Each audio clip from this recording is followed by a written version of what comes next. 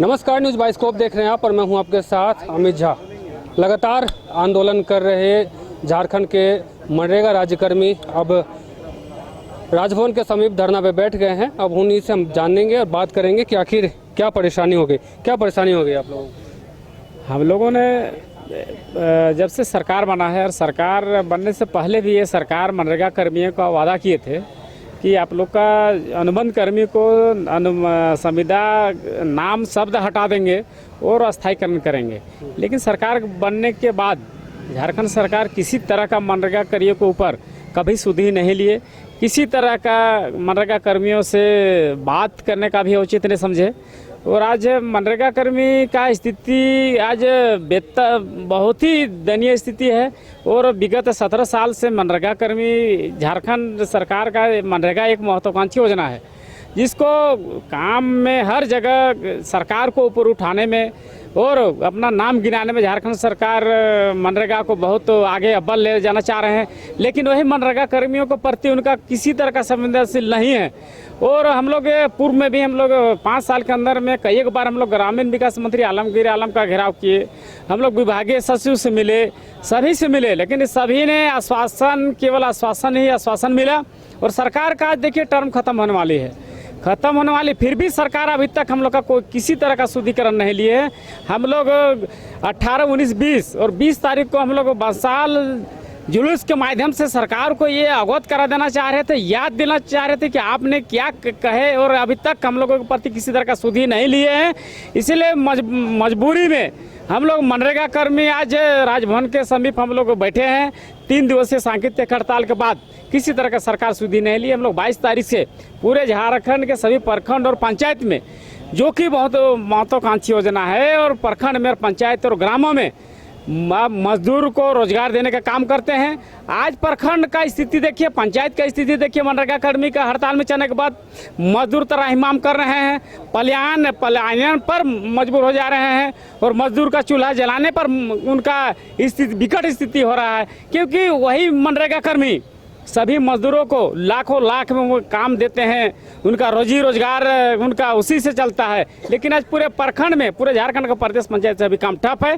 इसका जिम्मा सरकार है, क्योंकि सरकार जो काम को बखूबी ईमानदारी पूर्वक मनरेगा कर्मी करते हैं, उनके ऊपर केवल झूठा आश्वासन देकर आज ठगने का काम किए हैं। और अभी तक किसी तरह का मनरेगा कर्मियों के प्रति उनका सोच किसी तरह का नहीं है। इसलिए मनरेगा कर्मी मजबूर बस 22 जुलाई से अनिश्चितकालीन हड़ताल पर है।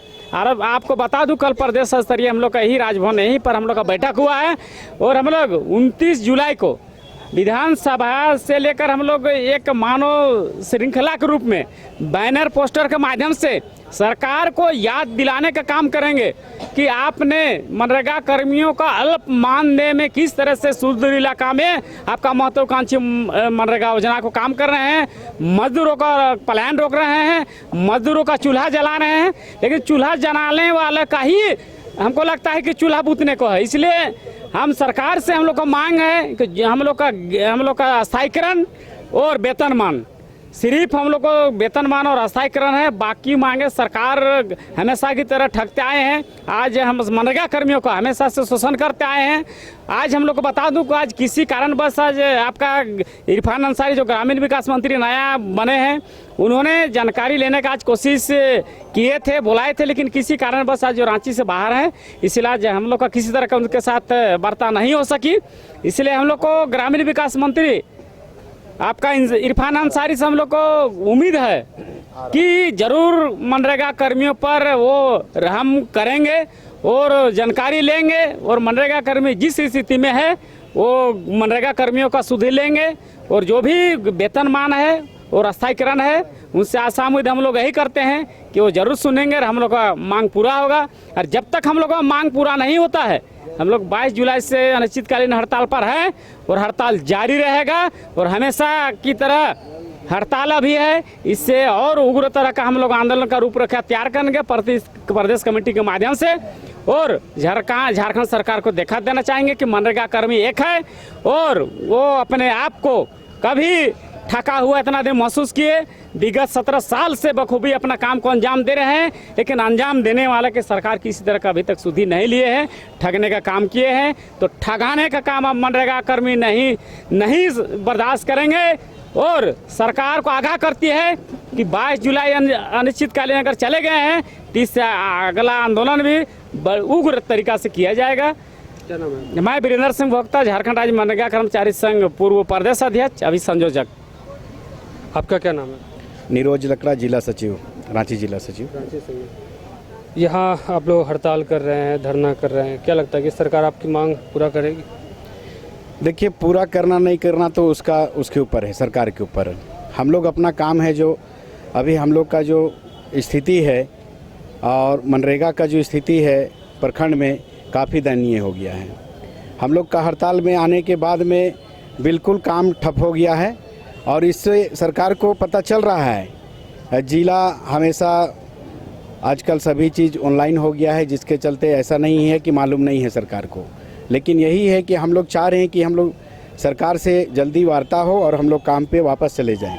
अगर सरकार हमारी मांगों पे नहीं कुछ विचार करती है तो हमारा जो 22 तारीख से अनिश्चितकालीन हड़ताल है, जो आज तीसरा दिन चल रहा है, ये हमेशा इसी तरह से चलेगा और अभी कब तक चलेगा यह कहना मुश्किल है। आपका क्या नाम है? मेरा नाम मोहम्मद निजाम अंसारी है, रांची के कांके प्रखंड का प्रखंड अध्यक्ष पद पर प्रतापित हूँ।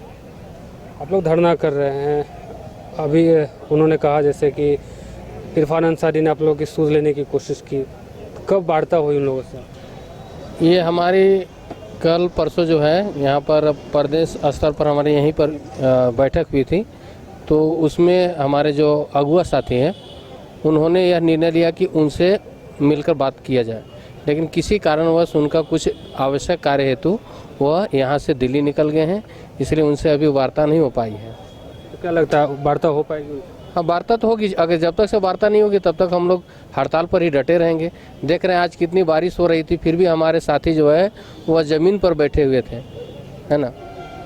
तो तमाम जो राज्य मनरेगा कर्मचारी संघ है वो लोग यहाँ पे बैठे हैं धरना पे राजभवन के समीप, और उनका कहना है कि हमारा जो नौकरी है वो कहीं ना कहीं अस्थायी किया जाए। इसको लेकर के सभी लोग यहाँ पे धरना पे बैठे हैं और कहीं ना कहीं इरफान अंसारी से इनको ये उम्मीद है कि हम लोगों की जो मांग है वो जल्द से जल्द पूरा करेंगे। अब देखना यह दिलचस्प होगा कि इरफान अंसारी जो कि ग्रामीण विकास मंत्री हैं, इनकी जो मांग है उनको कब पूरा करते हैं। अब फिलहाल मुझे और हमारे सहयोगी तापस को दी इजाजत। देख रहे न्यूज़ 22 को धन्यवाद। कमाल करते हो जी, बच्चे घूमने की इतनी जिद कर रहे हैं और तुम हो कि तुम्हें फुर्सत ही नहीं मिल रही। अब इतनी गर्मी में जाए तो जाए कहाँ? इस गर्मी में मस्ती और फन का आ गया है परफेक्ट डेस्टिनेशन, वाइल्ड वादी, जहाँ है water park, bird park, flower park, trampoline park, amusement park, 250 feet लंबा, जिप लाइन और क्रिकेट स्टिमुलेशन का खूबसूरत नजारा। वाइल्ड वादी, 10 माइल चौक, रांची। वाइल्ड वादी यानी अनलिमिटेड फन और अनलिमिटेड मस्ती।